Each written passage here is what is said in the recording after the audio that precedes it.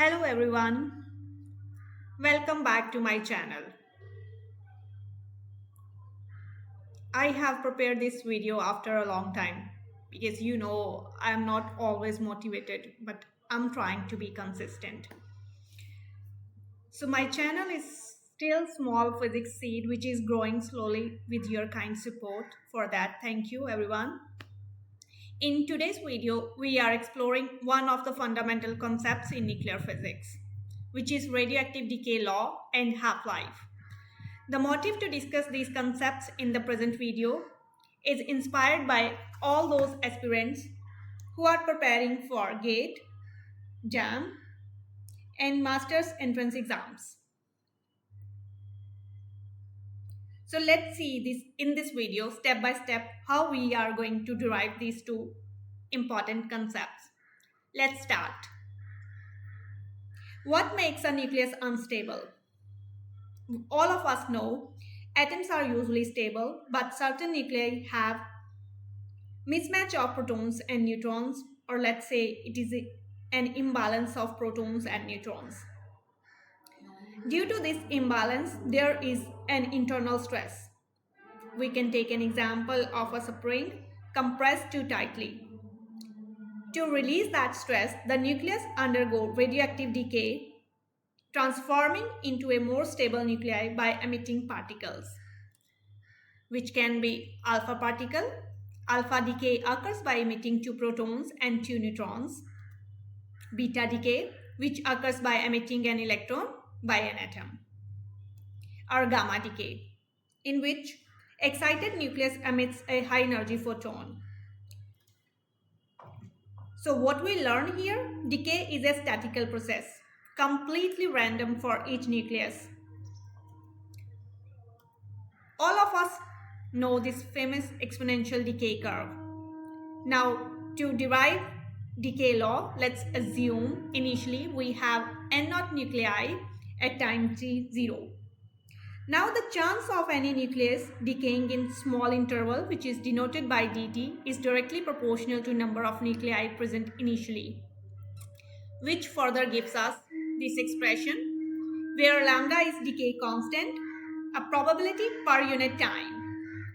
Further solving, we get the famous radioactive decay law. Now we'll see what is half-life and mean life. Half-life is a time in which initial nuclei decay to half its value, as depicted by this figure. We have already derived the exponential decay law. We replace t by t half, and further solving this equation, we get this expression for half-life. If we want a single number for the average lifetime of a nucleus, we use a term mean life, which is denoted by this expression. Now, as we have derived radioactive decay law and we have learned about half-life and mean life, we will apply these concepts to our problems. The first problem is we have given n0 nuclei at time t0 and the number of undecayed nuclei is given by this expression. Now, if the decay constant is doubled, the time required for the number of undecayed nuclei becomes, it was initially an MCQ question, but I'm not giving here the options. You can find it online, these questions. And the first step to solving these numericals, first read twice the statement, what you have given and what they are asking. What we have given here, here, here, and we have to find the time. So let's solve it step by step. We have given the undecayed nuclei reduced to 1/4 of its initial value, which gives us this expression. After using the decay law from here, we got this equation. We simplify this equation to this step and we got this final expression. Now, decay constant is doubled. So we make the decay constant double. and the new time is t dash.